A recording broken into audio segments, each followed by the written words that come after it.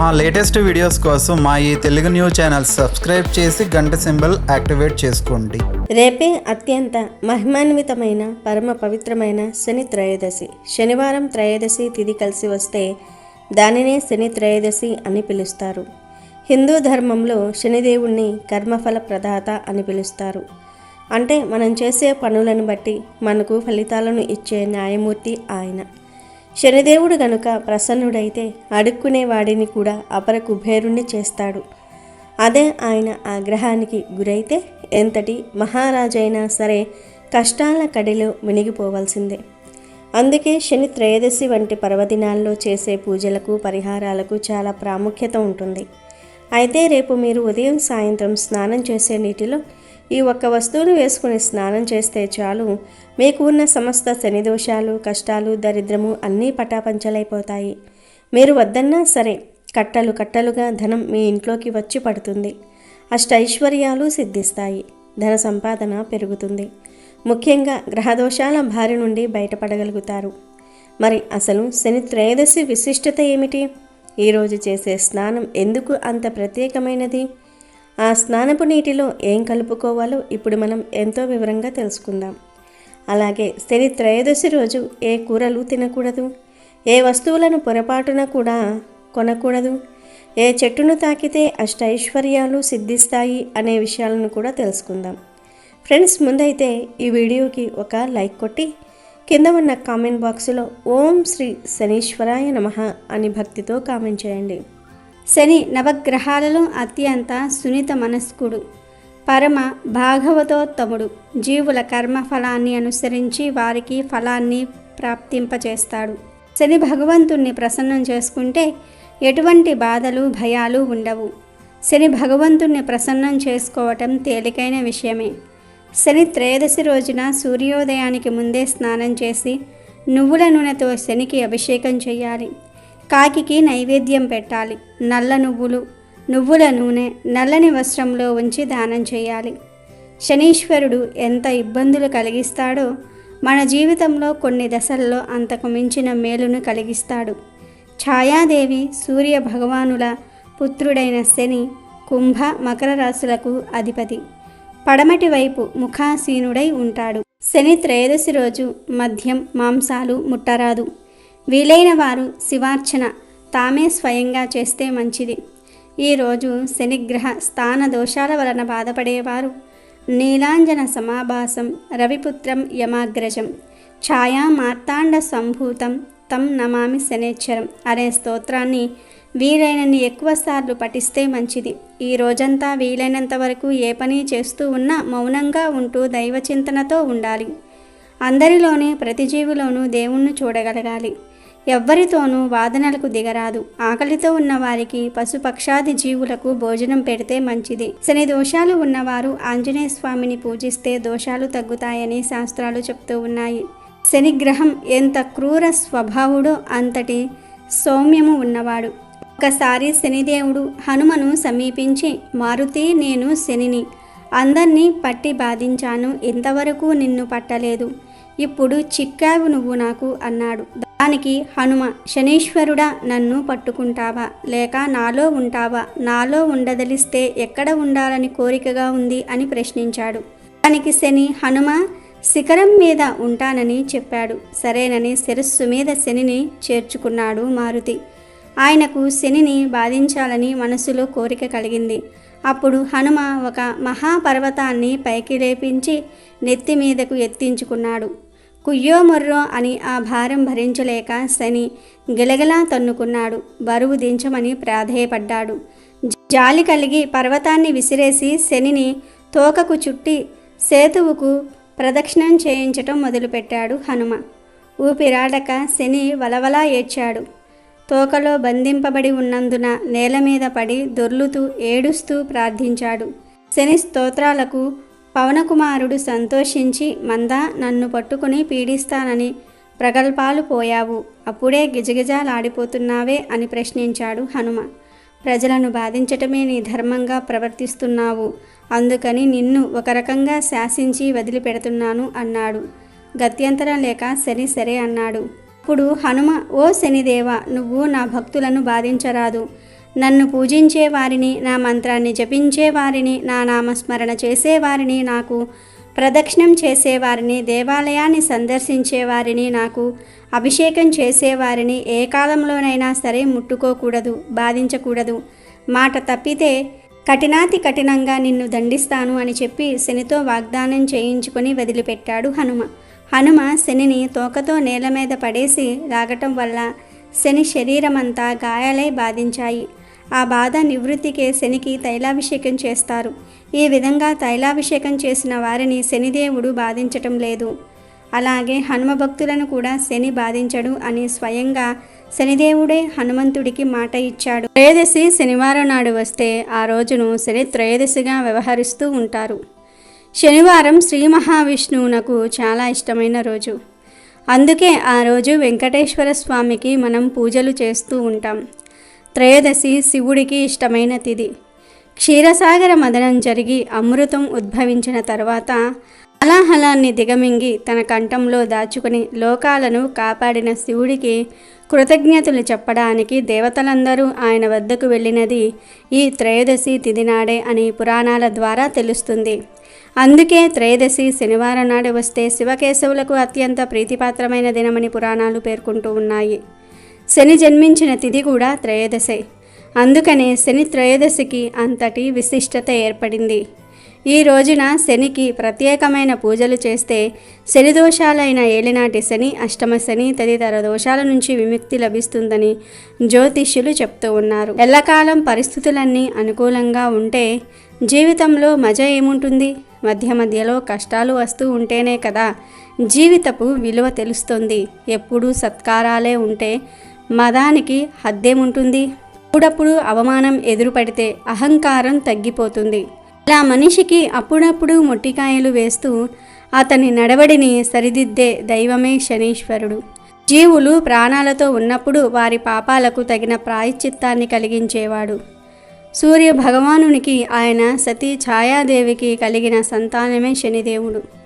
అందుకే ఆయనను సూర్యపుత్రుడు అని, ఛాయాసుతుడు అని పిలుస్తూ ఉంటారు. శనివారం ఇటు శని భగవానుడికి అటు శ్రీ విష్ణుమూర్తికి ప్రీతిపాత్రమైన రోజు. ఇక త్రయోదశి శివుడికి ఇష్టమైన తిథి. శనివారం త్రయోదశి తిథి కలిసి వస్తే దానిని శని త్రయోదశి అంటారు. అలా స్థితి లయకారకులిద్దరికీ కూడా ఇష్టమైన రోజుగా శని త్రయోదశి స్థిరపడింది. శనిదేవునికి నీలం రంగు, నలుపు రంగు పువ్వులు ప్రీతికరమైనవిగా చెప్పబడుతున్నాయి. శని త్రయోదశి రోజున ఈ పూలతో శనిదేవుణ్ణి పూజించటం వలన ఆయన ప్రసన్నుడవుతాడు. ఎప్పుడైతే ఆయన అనుగ్రహిస్తాడో అప్పుడే శనిదోష నివారణ జరుగుతుంది. సమస్యల నుండి విముక్తి పొందవచ్చు.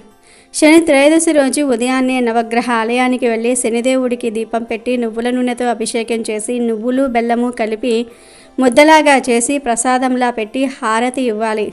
ఇలా చేయటం వల్ల శని దోషాలు తొలగిపోతాయి. శనివారం త్రయోదశి తిథి వచ్చిన రోజున శనికి నువ్వుల నూనెతో అభిషేకం చేసిన ఆ స్వామికి ఇష్టమైన నువ్వులు, నల్లటి వస్త్రం వంటివి దానం చేసిన శని ప్రసన్నుడవుతాడని, ఏలినాటి శని, అర్ధాష్టమ శని బాధల నుండి ఉపశమనం లభిస్తుందని భక్తుల ప్రగాఢ విశ్వాసం.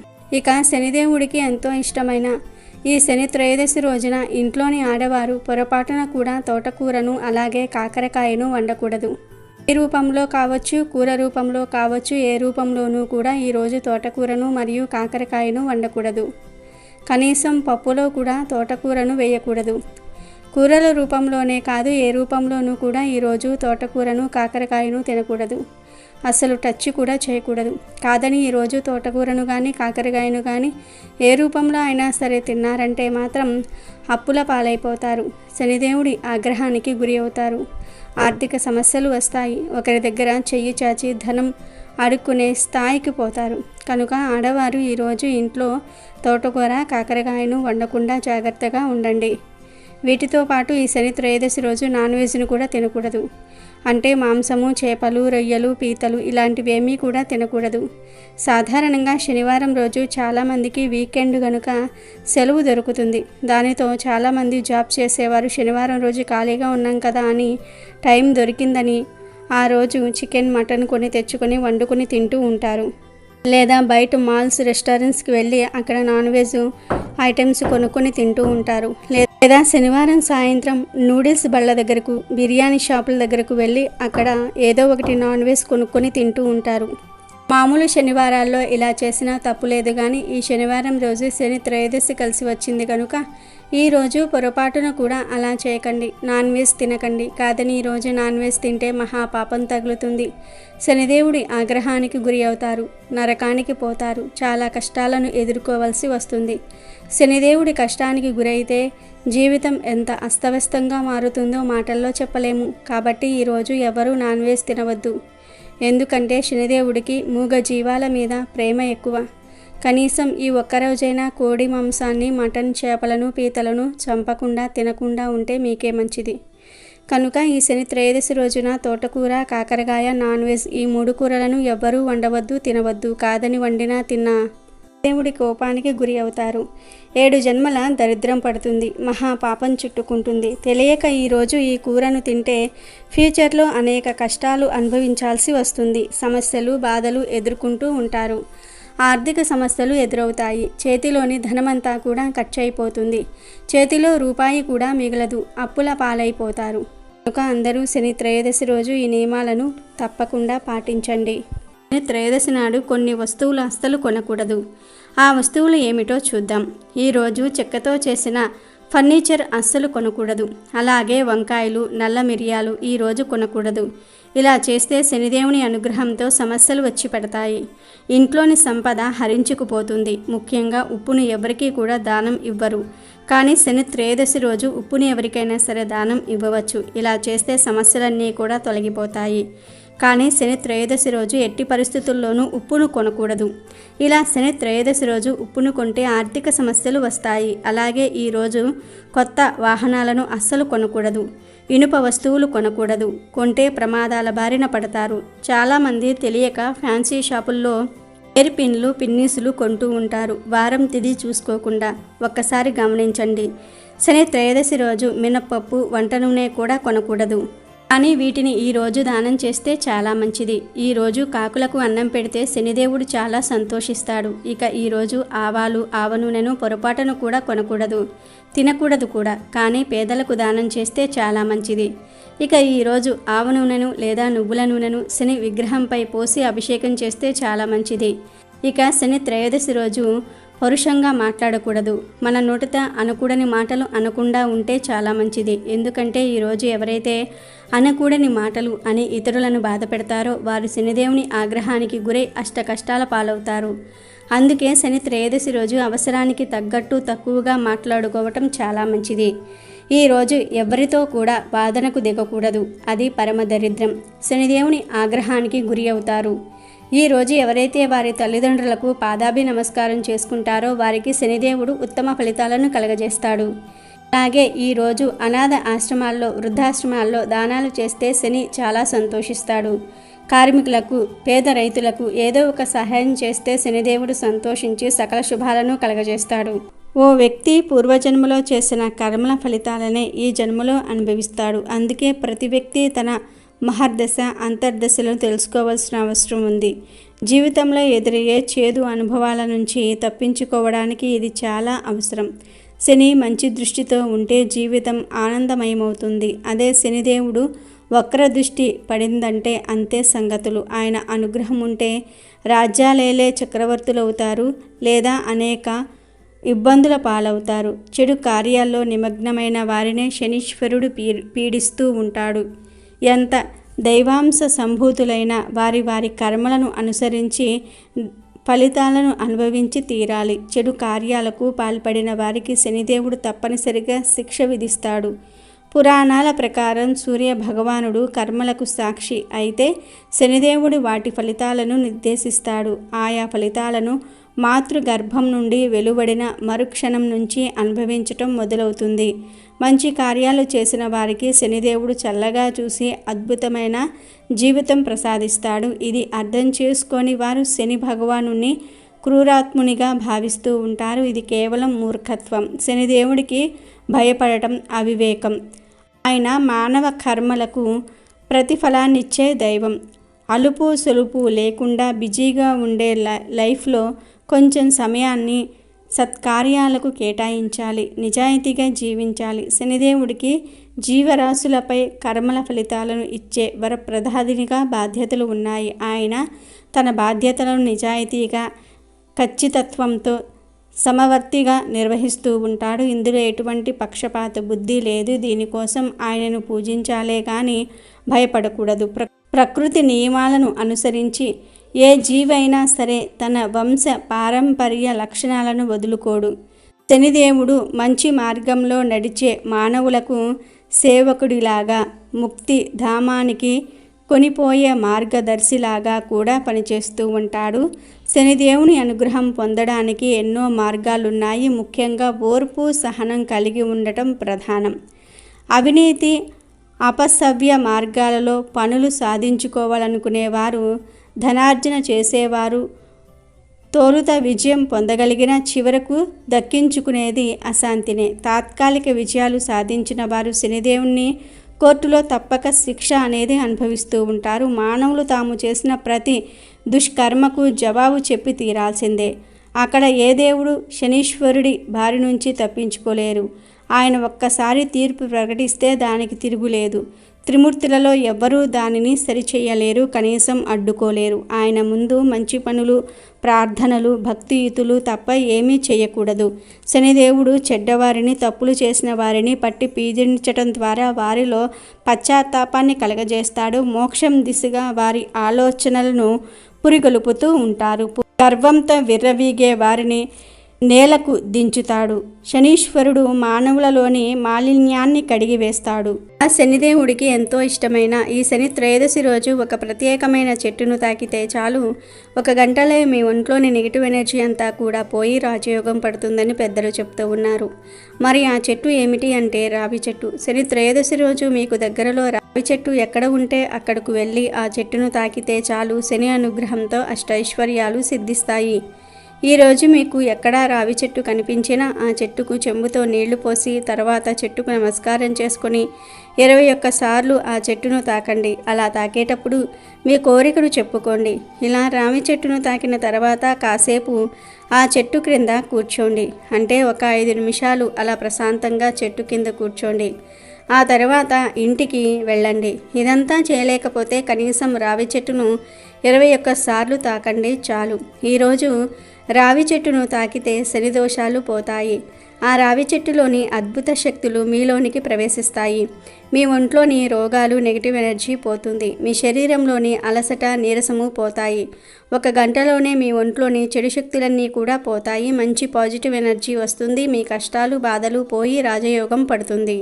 రావణాసురుని చెరలో ఉన్న సీతమ్మ రావి చెట్టు నీడనే ఉండేది. సీతమ్మకు ఆశ్రయమిచ్చిన రావి చెట్టు అంటే హనుమంతునికి ఎంతో ఇష్టమని రామాయణం తెలుపుతుంది.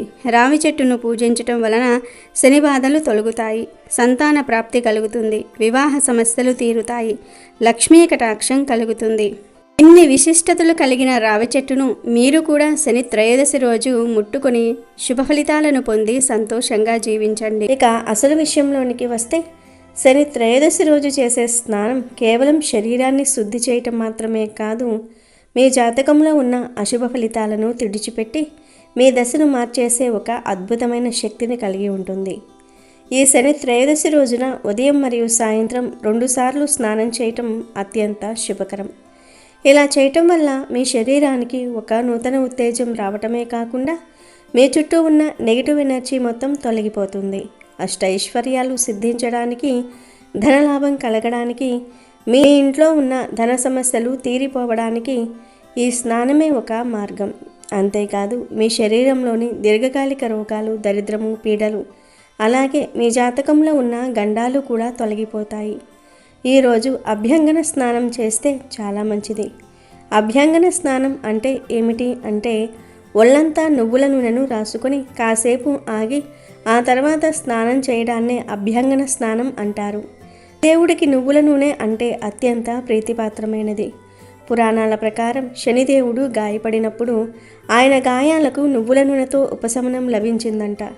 అందుకే ఈ రోజున నువ్వుల నూనెను ఒంటికి పట్టించి స్నానం చేస్తే శని దోషాలు మటుమాయం అవుతాయి. కనుక ఈరోజు ఒళ్ళంతా నువ్వుల నూనె రాసుకుని స్నానం చేయండి.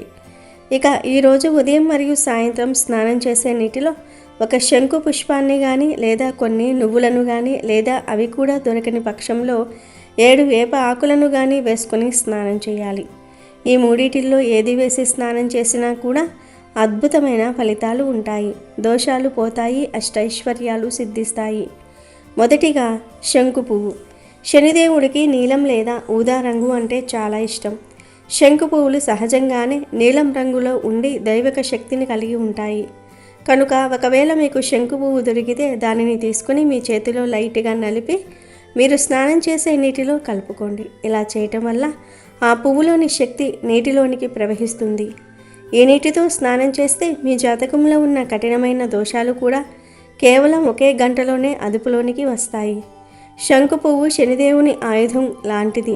ఇది మీ కష్టాలను ఛేదించేస్తుంది. ఒకవేళ మీకు శంకు పువ్వు దొరకకపోతే రెండో వస్తువు నువ్వులు. తెల్ల నువ్వులు కానీ లేదా నల్ల నువ్వులు కానీ 1 స్పూన్ తీసుకుని స్నానం చేసే నీటిలో వేసుకోండి. నువ్వులు అనేవి శనిదేవుడికి ప్రతిరూపాలు. నువ్వుల నూనెతో స్నానం చేయటం వల్ల మీ శరీరంలోని అనారోగ్యాలు, దరిద్రం కొట్టుకుపోతాయి. ముఖ్యంగా నల్ల నువ్వులు మీ జాతకంలోని చెడు ప్రభావాన్ని లాగేసుకుంటూ ఉంటాయి. శని త్రయోదశి నాడు నువ్వుల నీటితో స్నానం చేసేవారికి అకాల మరణగండాలు తొలగిపోతాయి. దీర్ఘాయుషు లభిస్తుంది. నువ్వులకు ఉన్న ఆధ్యాత్మిక శక్తి మీ చుట్టూ ఒక రక్షణ కవచాన్ని ఏర్పాటు చేస్తుంది. దీనివల్ల బయట వ్యక్తుల దిష్టి లేదా కుయుక్తులు మీపై పనిచేయవు. ఇక మూడవ వస్తువు 7 వేపాకులు. వేపాకులకు ఉన్న ఔషధ గుణాలు మరియు ఆధ్యాత్మిక శక్తులు అందరికీ తెలిసినవే. ఏవైనా గ్రహదోషాలు లేదా పీడలు ఉన్నప్పుడు వేపాకు నీటి స్నానం అద్భుతంగా పనిచేస్తుంది. 7 వేపాకులను తీసుకుని వాటిని కూడా కొంచెం నలిపి నీటిలో వేసి స్నానం చేయండి. ఇది మీ శరీరంలోని రోగాలను హరించటమే కాకుండా మీ దశను మారుస్తుంది. ఈ 3 వస్తువులలో అంటే శంకు పువ్వు, నువ్వులు లేదా వేపాకులు మీకు ఏది సులభంగా దొరికితే దానిని వాడండి. ఈ శని త్రయోదశి రోజున ఉదయం ఒకసారి, సాయంత్రం ఒకసారి ఇలా ఏదో ఒక వస్తువుని నీటిలో కలుపుకొని స్నానం చేయండి. ఇలా చేయటం వల్ల కేవలం 1 గంటలోనే మీలో ఒక కొత్త ఎనర్జీ రావటం మీరు గమనిస్తారు. శనిదేవుని అనుగ్రహం వల్ల మీ ఆస్తిపాస్తులు మెరుగుపడతాయి, ధనలాభం కలుగుతుంది. ఎప్పటి నుంచో వస్తున్న కష్టాలు ఒక్కొక్కటిగా తీరిపోతాయి. ఈ స్నానం ఎందుకు అంత గొప్పది అంటే శనిదేవుడు క్రమశిక్షణను కోరుకుంటాడు. పర్వదినాల్లో మనం చేసే ఇలాంటి పవిత్ర కార్యాలు మనం ఆయన పట్ల చూపే భక్తికి నిదర్శనం. శని త్రయోదశి రోజు ఈ పవిత్ర వస్తువులు కలిపిన నీటితో స్నానం చేయటం వల్ల మీ దేహం పరిశుద్ధం అవ్వటమే కాకుండా మీ ఆత్మ కూడా ప్రక్షాళన చేయబడుతుంది. చాలామందికి ఎంత సంపాదించినా డబ్బు చేతిలో నిలవదు. అలాంటి వారు ఈ స్నానం తప్పకుండా చేయాలి. దరిద్రం అనేది మీ ఇంటి గుమ్మం దాటి వెళ్ళిపోతుంది. వృత్తి ఉద్యోగాల్లో ఉన్న ఇబ్బందులు తొలగిపోతాయి. మీకు పదోన్నతులు లభించే అవకాశం ఉంటుంది. వ్యాపారస్తులకు ధనవర్షం కురుస్తుంది. మీ శరీరంలోని అలసట, నీరసము పోయి నూతన ఉత్తేజం వస్తుంది. రోగాలు, పీడలు, గ్రహగండాలు అన్నీ దూరమే. మీరు సుఖ సంతోషాలతో వర్ధిల్లుతారు.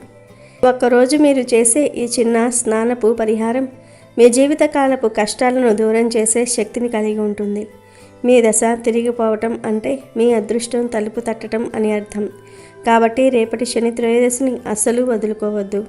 ఉదయాన్నే నిద్రలేచి ఈ పద్ధతిలో స్నానం ఆచరించండి. స్నానం చేసిన తర్వాత శుచిగా ఉండే వస్త్రాలు ధరించి శనిదేవుడి గుడికి వెళ్ళి నువ్వుల నూనెతో దీపం వెలిగించటం చేస్తే ఫలితం ఇంకా అద్భుతంగా ఉంటుంది. కానీ ఏమీ చేయలేకపోయినా కనీసం ఈ స్నానపు పరిహారాన్ని మాత్రం మర్చిపోకండి. అష్టైశ్వర్యాలు, ధనలాభం, సుఖశాంతులు మీ సొంతమవుతాయి. ఎంతో శక్తివంతమైన శని త్రయోదశి వస్తుంది.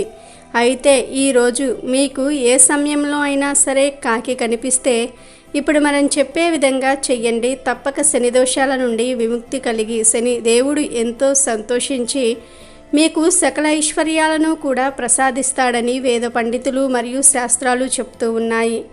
శనిదేవుడి వాహనం కాకి. ఉదయం నిద్రలేచినప్పటి నుండి సాయంత్రం వరకు నిత్యం మనకు కాకులు కనిపిస్తూనే ఉంటాయి. పగలు 12 గంటల పాటు మన మధ్య తిరిగే కాకి మన దైనందిన జీవితాన్ని శాసించగలదు. కాకి గురించి శకునాలు ప్రచారంలో ఉన్నాయి. శరీరం రంగు నల్లగా ఉంటే కాకిలా నల్లగా ఉన్నారు అంటారు. అతిగా గట్టిగా గోల చేస్తూ అరిస్తే కాకిలా అరుస్తున్నావెందుకు అని మందలిస్తారు. కాకి తలపై తన్నితే దోషంగా భావిస్తారు. కాకిని పితృదేవతలకు ప్రతినిధిగా కూడా పిలుస్తూ ఉంటారు.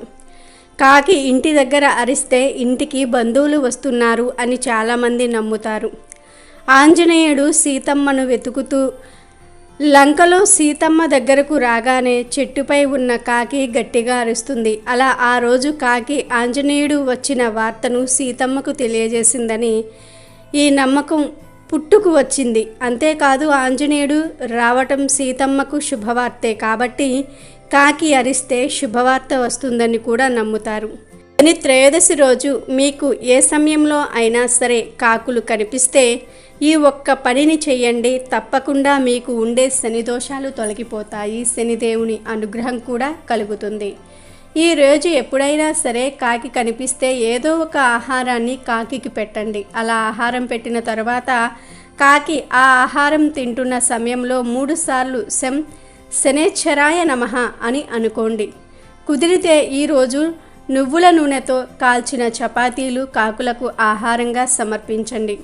కాకి శనిదేవుని వాహనం గనుక శనీశ్వరుడు మిమ్మల్ని అనుగ్రహిస్తాడు. తద్వారా మీకు ఉండే శని దోషాలు కూడా తొలగిపోతాయి. శనీశ్వరుడే మీకు ఐశ్వర్యాన్ని కలిగిస్తాడు. ఎప్పుడూ ధర్మబద్ధంగా జీవించే వారిపై శని ఎప్పుడూ కూడా తన కృపను ఉంచుతాడు. మంచి పనులు చేసేవారు శని భగవానుడి విషయంలో ఎలాంటి భయాలు పెట్టుకోవలసిన అవసరం లేదు. ఎందుకంటే శని మంచి పనులు చేసేవారిని ఎప్పుడూ కూడా ఇబ్బంది పెట్టడు. చెడు పనులు చేసేవారికి మాత్రం తప్పకుండా చెడు ఫలితాలు కలిగిస్తాడు. ఆ శనీశ్వరుడు పరమేశ్వరుడే ఈ బాధ్యతను శనీశ్వరుడికి అప్పచెప్పారు. అందుకే శనిదేవుణ్ణి కర్మఫలదాత అంటారు. భూలోకపు న్యాయాధిపతి శనీశ్వరుడు. శని త్రయోదశి రోజు మనం చేసే పూజ, తర్పణం, హోమాలు, దానాదుల వలన శని దోషాలు తొలగిపోతాయి. ఈరోజు శని పూజ చేయటం వలన మహత్తర ఫలితం కలుగుతుంది. శని త్రయోదశి రోజు శనిదేవుణ్ణి నల్లటి నువ్వుల నూనెతో అభిషేకం చేయటం వలన చాలా మంచి ఫలితం అనేది ఉంటుంది. శని భూలోకపు న్యాయాధిపతి కనుక శని ప్రసన్నం అవ్వాలంటే మీరు ఎన్ని పూజలు చేసినా జీవితంలో కొన్ని మంచి పనులు చేయాలి. శనికి మాతృభక్తి అనేది ఎక్కువ గనుక తల్లిదండ్రులను సంతోషంగా చూసుకోండి. తల్లిదండ్రుల పట్ల గౌరవం కలిగి ఉండాలి. ముఖ్యంగా శని త్రయోదశి రోజు పూజలు చేసినా చేయకపోయినా వ్యవసాయదారులకు, కార్మికులకు మీ వంతు ఏదో ఒక సాయం మాత్రం చేయండి. ఇలాంటి పుణ్యకార్యం ఒక్కటి చేసినా చాలు. శనిదేవుడు నిరంతరం మీకు అనుకూలంగా ఉంటాడు, ఐశ్వర్యాన్ని కలిగిస్తాడు. శనిదేవుని భార్యలను ఆరాధించడాన్ని శనిదేవుడు అమితంగా ఇష్టపడతాడని పురాణాలలో చెప్పబడింది. శనిదేవునికి వరుసగా ద్వాజిని, ధామిని, కంకాలి, కలహప్రియ, కంటకి, తురంగి, మహిషి మరియు అజ అనే 8 మంది భార్యలు ఉన్నారు. శనిదేవుణ్ణి పూజించే ముందుగా అతని భార్యల పేర్లను కూడా తలుచుకుని శాంతింపచేయవలసి ఉంటుంది. శని త్రయోదశి రోజు వారి పేర్ల మీదుగా పూజలు చేయటం వలన అత్యంత శుభ ఫలితాలు కలుగుతాయని గ్రంథాలలో తెలుపబడింది. శనిదేవుని దృష్టి హానికరమైనదిగా మారడానికి అతని భార్య దామినితో జరిగిన సంఘటనతో సంబంధం ఉందని కథనం. శనిదేవుడు శివుడు భక్తుడు. సూర్యదేవుడు మరియు అతని భార్య ఛాయాదేవి దంపతుల కుమారుడు శనిదేవుడు. చీకటి రంగుతో మరియు ఇనుముతో చేసిన రథాన్ని నడుపుతూ కాకి వాహనదారుడై ఉంటాడు. తన చిన్ననాటి నుండి శనిదేవుడు శివుడికి ఉత్తమ భక్తుని వలె ఉన్నాడు. శివుడి ఆశీస్సుల కొరకు అధిక కాలం పాటు తపస్సును, ధ్యానాన్ని అనుసరించాడు కూడా. తనతో పాటు శివుడిపై ఉన్న ప్రేమ కూడా అంచెలంచెలుగా పెరిగింది. పెద్దవాడైన తర్వాత అతను చిత్రరథుని కుమార్తె దామినిని వివాహం చేసుకున్నాడు. ఆమె దైవిక శక్తులు ఉన్న స్త్రీ. అందంలోనే కాకుండా అత్యంత తెలివైనది కూడా. బాగా ఆలోచన శక్తి కలిగినది. బాగా ఆలోచించిన తర్వాత దామిని ఒక పిల్లవాడికి తల్లిగా మారాలని అనుకుంది. ఆ కోరికతోనే దామిని శనిదేవుని సమీపించింది. అయితే ఆ సమయంలో శివుడి ధ్యానంలో ఉన్నాడు శనిదేవుడు. ఆ ధ్యానం నుండి బయటకు రావడానికి శనిదేవుడు ఇష్టపడలేదు. అప్పటికి దామిని శనిదేవుని ధ్యానం నుండి మేల్కొల్పడానికి ప్రయత్నం చేసింది. కానీ ఆమె ప్రయత్నాలన్నీ కూడా వ్యర్థమయ్యాయి. శనిదేవుని ప్రవర్తనతో బాధపడిన దామిని తాను మాట్లాడాలని కోరుకున్నప్పుడు ఆమెను చూడని కారణాన అతని ఎదురుగా నిలబడి ఎవరు శనిని చూసినా వారు నాశనం కాబడతారని శపించింది. ఆమె తరచుగా అడిగిన అభ్యర్థనలను నిర్లక్ష్యం చేసిన కారణాన శనిదేవుడు దృష్టి ప్రజలకు ఎల్లప్పుడూ ప్రతికూల ప్రభావాలను తీసుకుని వస్తుందని శపించింది. క్రమంగా శనిదేవుడు ఎవరిని చూస్తే ఆ వ్యక్తి కొన్ని క్లిష్ట సమస్యలను ఎదుర్కోవలసి ఉంటుందని శపించింది. ఆ తరువాత శనిదేవుడు ధ్యానం నుండి బయటకు వచ్చి జరిగిందంతా కూడా తెలుసుకుని తన భార్య చిరాకు కోపాన్ని గమనించి ఆమెకు క్షమాపణ చెప్పాలని ప్రయత్నించాడు. క్రమంగా దానిని అర్థం చేసుకుని శనిదేవుణ్ణి శపించినందుకు విచారం వ్యక్తం చేసినప్పటికీ శాపం యొక్క ప్రభావాలను రద్దు చేయగల శక్తులు ఆమెకు లేని కారణంగా ఆ శాపం కొనసాగించబడుతోంది. అయినప్పటికీ తన భక్తులు కాపాడబడాలని కోరుకున్న కారణంగా వారిని చూడకుండా ఎల్లప్పుడూ తలదించుకునే ఉండాలని నిర్ణయించుకున్నాడు శనిదేవుడు. అయినను శనిదేవుడు ఎదురుగా చేరి చూడటం మానవ తప్పిదమే అవుతుంది. కానీ శనిదేవుని తప్పు కాజాలదు అని శాస్త్రాలలో చెప్పబడింది.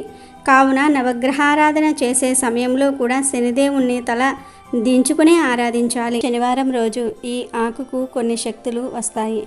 మనుషుల కష్టాలను తొలగించే శక్తి ఈ ఆకుకు వస్తుంది. అష్టైశ్వర్యాలను అట్రాక్ట్ చేసే శక్తి కూడా వస్తుంది. మరి ఆ ఆకు ఏమిటంటే రావి ఆకు. అవును, రావి ఆకుకు శనివారం రోజు విపరీతమైన శక్తులు వస్తాయి. ఎవరైతే ధన సమస్యలతో కష్టాలతో బాధలతో సతమతమైపోతూ ఉంటారో వారు ఈ శనివారం రోజు సాయంత్రం సమయంలో చక్కగా మీకు దగ్గరలో ఉండే రావి చెట్టు దగ్గరకు వెళ్ళి ఒక రావి ఆకును కోసి తెచ్చుకోండి. గుర్తుపెట్టుకోండి, ఈ పరిహారాన్ని కేవలం శనివారం రోజు మాత్రమే చేయాలి. మిగిలిన రోజుల్లో చేయకూడదు. చేసినా ఫలితం రాదు గనుక ముందుగా రావి చెట్టు దగ్గరకు వెళ్ళి ఒక మంచి రావి ఆకును కోసి ఇంటికి తెచ్చుకోండి. చిరుగులు లేని మంచి ఆకును తెచ్చుకోండి. రావి ఆకుతోనే పరిహారం ఎందుకు చేయాలంటే రావి ఆకుకు మన కష్టాలను తొలగించే శక్తి ఉంది. ధన సమస్యలను తొలగించే శక్తి ఉంది. ధనాన్ని ఆకర్షించే శక్తి ఉంది. మన జాతకాన్ని మార్చేసి మన సుడి తిప్పేసే శక్తి ఉంది కనుక ఒక రావి ఆకును తెచ్చుకొని దానిని పసుపు నీటితో కడిగేసి ఆ ఆకును ఒక ప్లేట్లో పెట్టండి. స్టీలు, ప్లాస్టిక్, రాగి, ఇత్తడి ఇలా ఏ ప్లేట్ అయినా సరే పర్వాలేదు. ఒక ప్లేట్లో పెట్టేసి తర్వాత ఈ ఆకు మీద కొంచెం ధనియాలు వేయండి. అంటే ఆ ఆకు మీద ఎన్ని ధనియాలు పడితే అన్ని ధనియాలు వేయండి. ధనియాలంటే శనిదేవుడికి చాలా ఇష్టం. వెంకటేశ్వర స్వామికి, లక్ష్మీదేవికి కూడా ధనియాలంటే ఎంతో ప్రీతి. ధనియాలకు మన సమస్యలను, బాధలను, కష్టాలను తొలగించే శక్తి ఉంది కనుక ధనియాలు వేయండి. తర్వాత ఈ ధనియాల మీద 4 లవంగాలను కూడా వేయండి. ఇలా లవంగాలు పెట్టడం ఐశ్వర్యాన్ని కలిగిస్తుంది. ఎందుకంటే ఐశ్వర్యాన్ని ఆకర్షించే శక్తి లవంగాలకు ఉంది. మన సుడిని తిప్పేసే శక్తి లవంగాలకు ఉంది కనుక 4 లవంగాలు పెట్టి చివర్లో చిటికెడు పసుపు కుంకుమను కూడా వేయండి. పసుపు కుంకుమలు కూడా చాలా మంచివి. ఇలా ఇవన్నీ రావి ఆకు మీద వేసిన తర్వాత జాగ్రత్తగా ప్లేటుతో సహా తీసుకుని వెళ్ళి మీ మెయిన్ డోర్ గుమ్మానికి కుడివైపున పెట్టండి. అంటే మీరు ఇంట్లోకి ఎంటర్ అయ్యేటప్పుడు రైట్ సైడ్ ఉంటుంది కదా, ఆ సైడ్న పెట్టాలి. పెట్టిన తర్వాత ఆ ఆకుకు ఒక నమస్కారం చేసుకొని మీ కోరికను చెప్పుకోండి. మీ కష్టాలు పోయి ధనం రావాలని కోరుకోండి. ఇలా పెట్టిన ఆకును 3 రోజుల పాటు అక్కడే అలా వదిలివేయండి. 3 రోజుల తర్వాత ఈ ఆకును తీసేసి దానిలోని ధనియాలను, లవంగాలను, పసుపు కుంకుమను ఆకుతో సహా తీసుకుని వెళ్ళి ఏదైనా ఒక పిచ్చి మొక్క మొదట్లో పడేయండి. అంటే జిల్లేడు చెట్టు, ఉమ్మెత్త చెట్టు ఇలాంటి పనికిరాని మొక్కలు పొలాల దగ్గరలో ఉంటాయి కదా, ఆ మొక్కల దగ్గర పడేయండి, సరిపోతుంది. ఇలా ఒక్కసారి ఈ పరిహారం చేస్తే చాలు, మీకు ఉండే సమస్యలన్నీ కూడా పోతాయి. మీ జాతకం మారిపోతుంది. మీ సుడి తిరిగిపోతుంది. అపార ధనయోగం కలుగుతుంది. కోట్ల వర్షం కురుస్తుంది. కనుక మీరు కూడా శనివారం రోజు గుమ్మం పక్కన ఈ ఆకును పెట్టండి.